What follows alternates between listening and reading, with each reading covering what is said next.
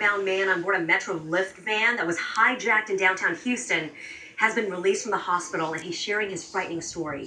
65-year-old Hector Araujo was a World Trade Center security guard. He survived 9/11.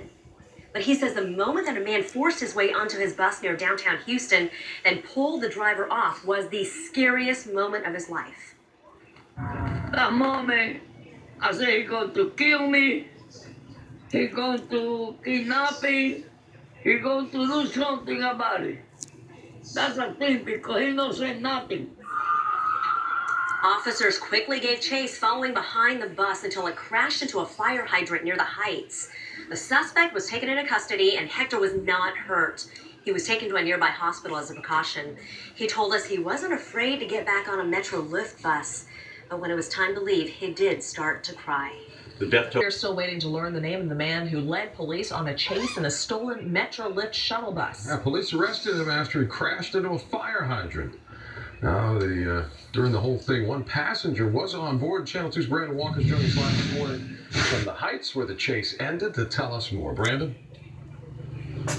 Hey, good morning to you, Owen. Good morning, Rachel. Talk about a bizarre and frightening situation. A frightening situation for the man on board that bus. You mentioned it all came to an end here, the 400 block of Heights Boulevard, just off I-10. That fire hydrant is actually right there behind me. You can see that it has been knocked over. It was knocked over when the bus was crashed into it, and this morning it is leaking water, so that's something that will have to be fixed right now. Again, a situation that police are still trying to figure out the nexus of. Why did this happen? Let's get to some video from yesterday, show you more of some video that we have. Video from Houston TransStar on 45 near Hogan. Crews is following it. Police were able to pinpoint the bus's whereabouts thanks to GPS tracking. It came to an end minutes later, as I mentioned, at the 400 block of Heights Boulevard, just off I-10. There, police arrested the man who stole the bus, which had one passenger on board. That passenger's name is Hector Araujo. Crews put Mr. Araujo on a stretcher and checked him out.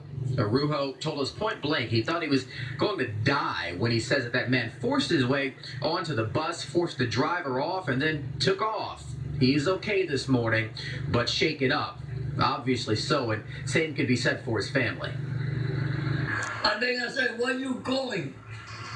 She said, I gotta go Galveston. That's what he told me. He go to Galveston. I swear I got it. I said, Ma, please. And then he continued. When I entered, they told me, no, your dad be in the car chase. Yeah. So I told him, how you gonna be in the car chase when he's in the wheelchair? Yeah. Hector Araujo there pleading for his life. He was coming back home, we are told, from dialysis when all of this happened.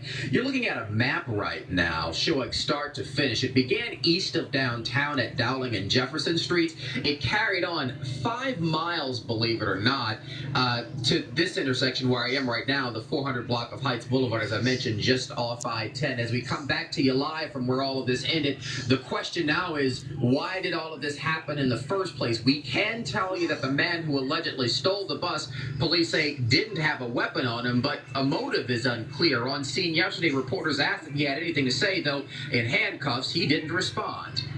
We're live this morning. I'm Brandon Walker, KPRC, Channel 2 News.